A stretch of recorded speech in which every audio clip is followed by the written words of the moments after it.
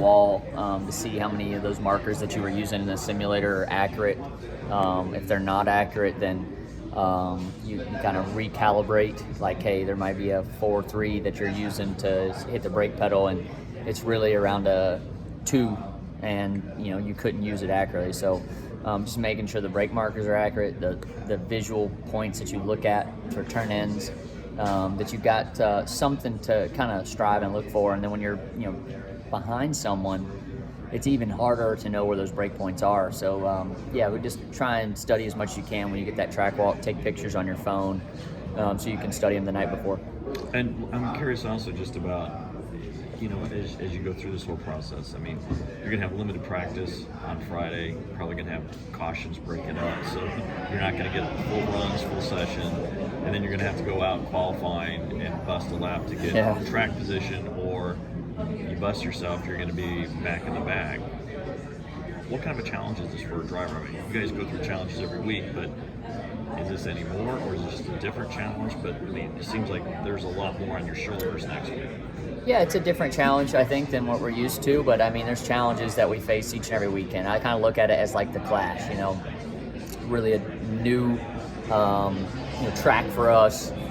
It creates some opportunity, and hopefully, we are one of the teams that capitalizes. There'll be a team that is good right off the bat, and if we can hit it when we get there, it'll be nice to have that advantage, and you want to carry that into qualifying. Obviously, starting up front will make your day much better, much easier.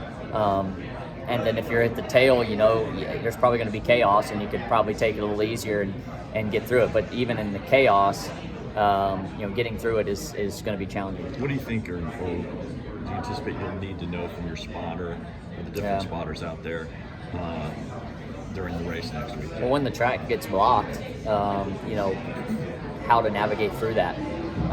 If you need to be stopped before you get to that certain area, what it's going to take to, fish your way through a clog in the track. How much, if at all, can notes and data from the Roval translate to next week? Probably not a ton. The roughness of the Roval maybe, trying to make the car more compliant, but without giving up too much grip. Do you know how many spotters you'll be using? They showed us 3 spots that the spotters have to view from, so we'll have at least 3, maybe 4. That's more than most short courses, right? Usually like 1, 2 or 3. Usually we have 3 at certain tracks like Indy. So I mean 3 to 4.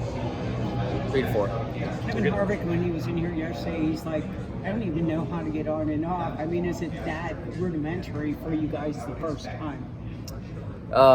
Yeah. I mean, I think you'll be learning as you go. As soon as you get there, you'll be trying to take notes and visually memorize things. But I mean, the simulator, he hit the wall twice. The simulator is going to be key to try and use some of that. You seen where the restart zone is? Yeah, it's in the corner, right? Yeah. So what type of challenge is that going to be where you restart and going into it? Well, I think that was kind of all of the industry coming together, trying to create some separation going into turn 1, because if you start on the same playing field on the straightaway into turn 1, it can get bad. People dive bombing.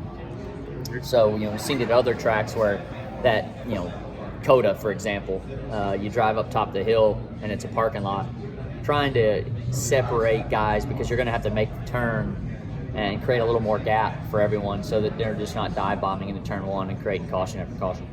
So it could be challenging, but I think it's the right move.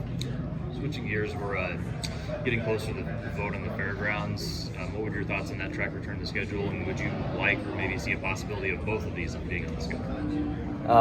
I would love it. Nashville's a great place for us. The fans and the country music aspect of this area, I think they'll show out very well.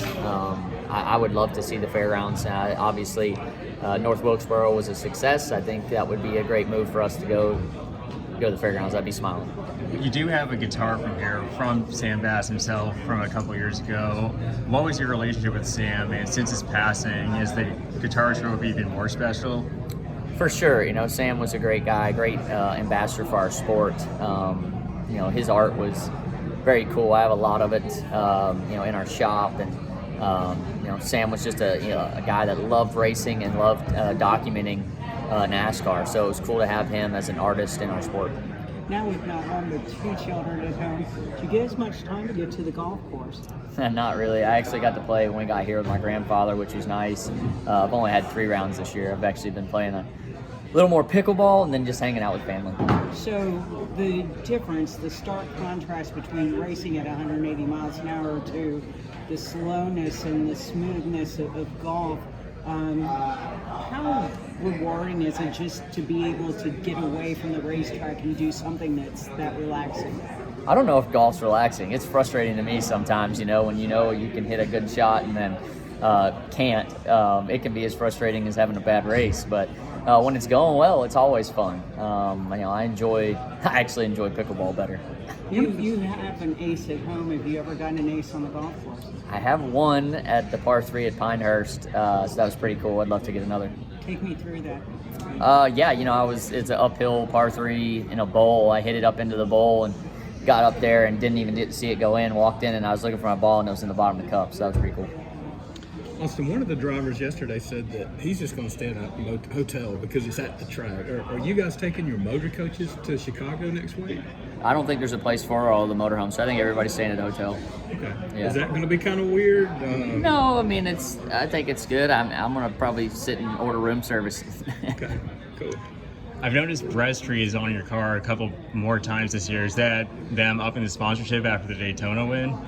Yeah, I think so. They really enjoyed, the program. It fits.